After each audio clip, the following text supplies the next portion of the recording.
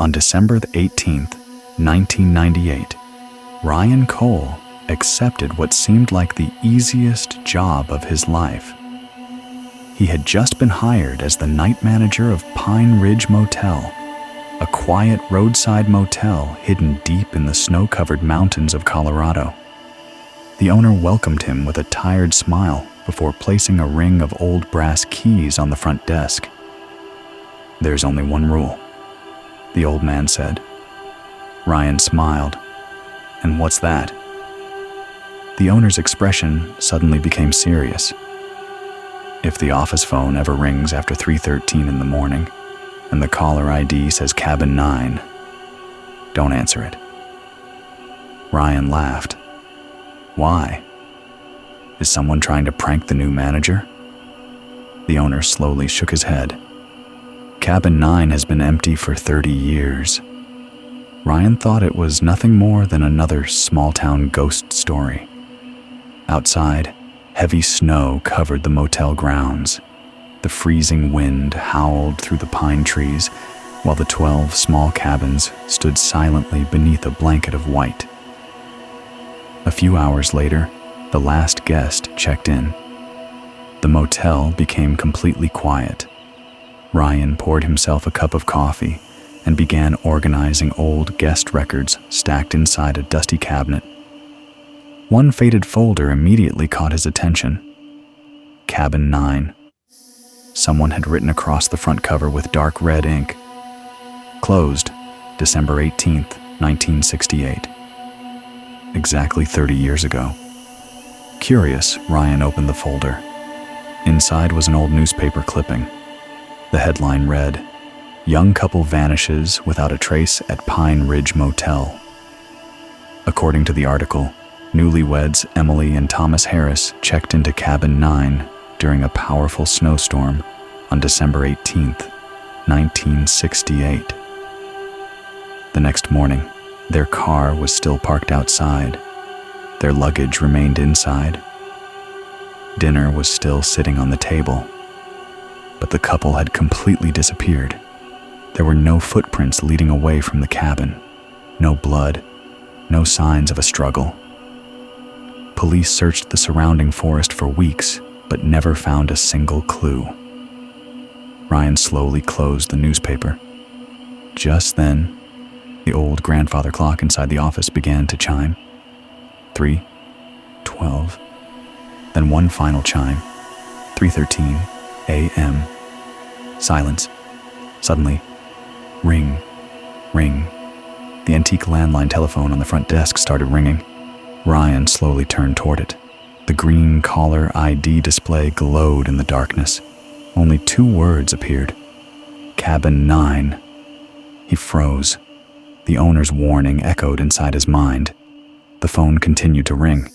Once, twice, 3 times. Ryan took a deep breath.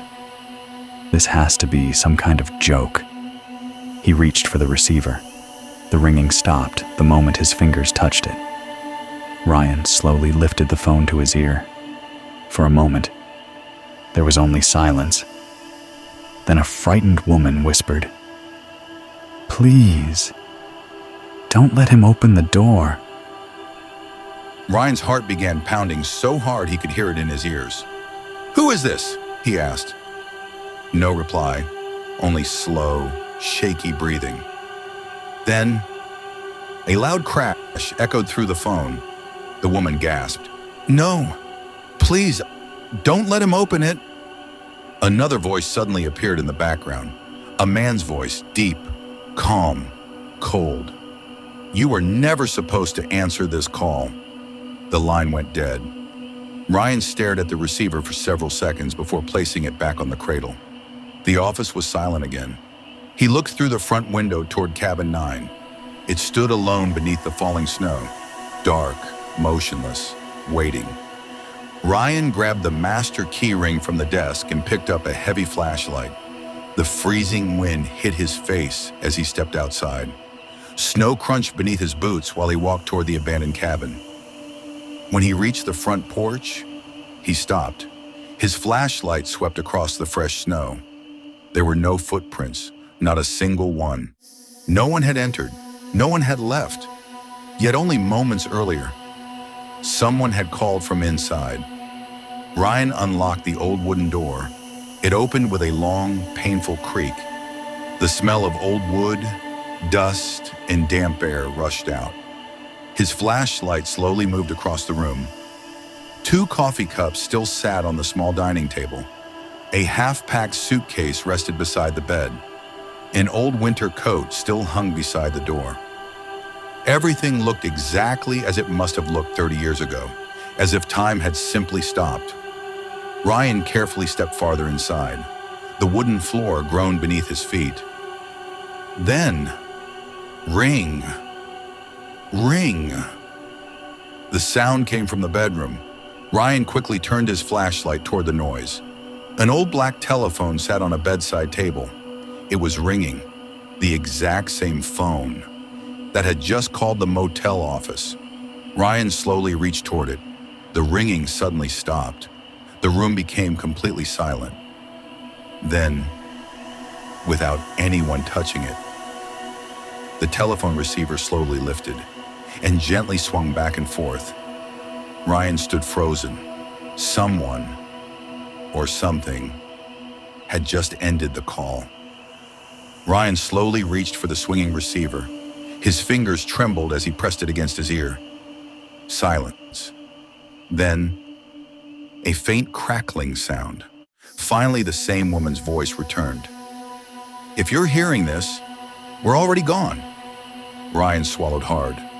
"Who are you?" "My name is Emily." The name instantly sent a chill down his spine. Emily Harris, the missing woman from the newspaper. "This isn't possible," Ryan whispered. "We checked into this cabin because of the storm," Emily continued. At exactly 3:13, someone knocked on the door. Ryan looked toward the old wooden door behind him. It was still closed. The cabin was completely silent. "We thought it was the motel owner," Emily said. "My husband opened the door." She suddenly stopped speaking. For several seconds, nothing. Then Ryan heard something else. Slow, heavy, footsteps, not outside the cabin, inside, coming from the hallway behind him. Ryan slowly turned around. His flashlight illuminated the empty hallway. Nothing. The footsteps stopped. He let out a nervous breath. Then the woman's voice whispered one final sentence. "Whatever you do, when someone knocks, don't open the door." Click. The call ended.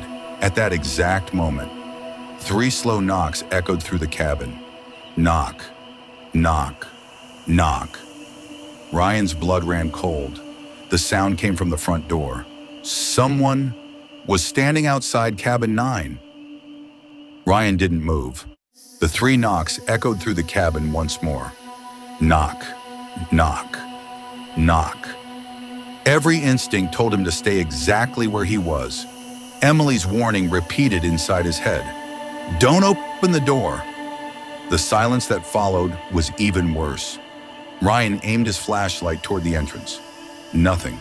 No shadow beneath the door, no footsteps, no voice, just silence.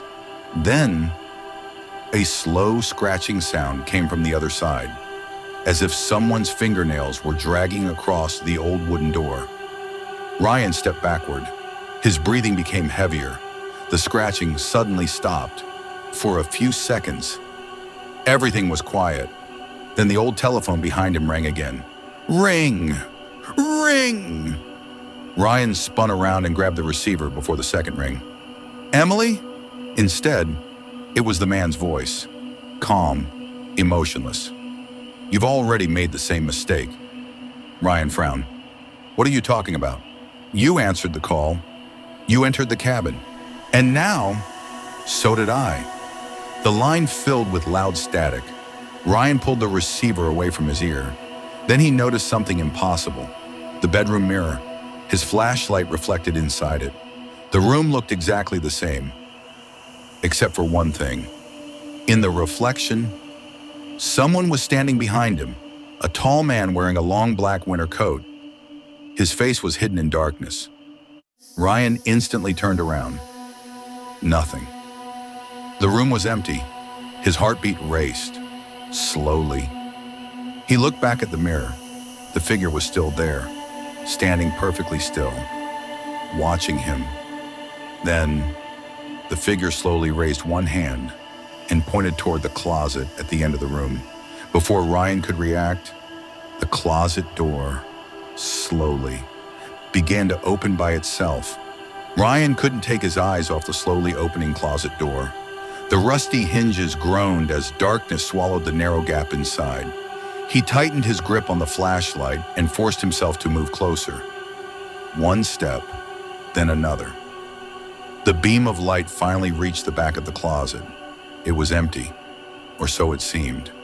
Then Ryan noticed something carved into the wooden floor, a square outline, almost invisible beneath decades of dust. He brushed the dirt away until a small iron ring appeared. Taking a deep breath, he pulled it. A hidden wooden hatch slowly opened. An icy gust of air rushed upward. A narrow staircase disappeared into darkness. Ryan descended carefully. At the bottom was a tiny underground room, a wooden table, an old tape recorder, dozens of cassette tapes. Each one was labeled with the same date, December 18th, every year. 1968, 1969, 1970, all the way to 1998. Ryan grabbed the final cassette. The label read, Ryan Cole.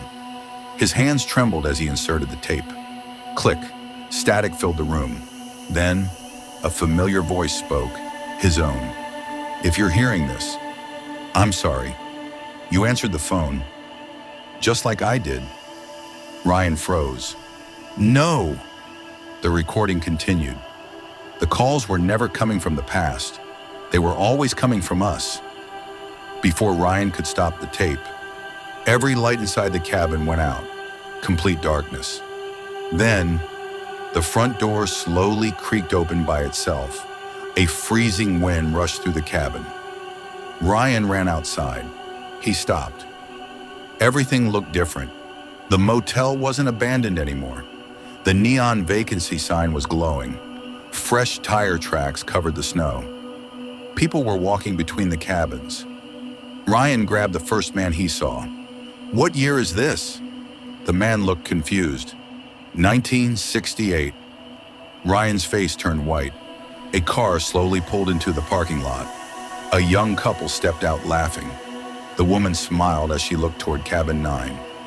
Ryan immediately recognized them. Emily Harris. Thomas Harris. He sprinted toward them. Stop!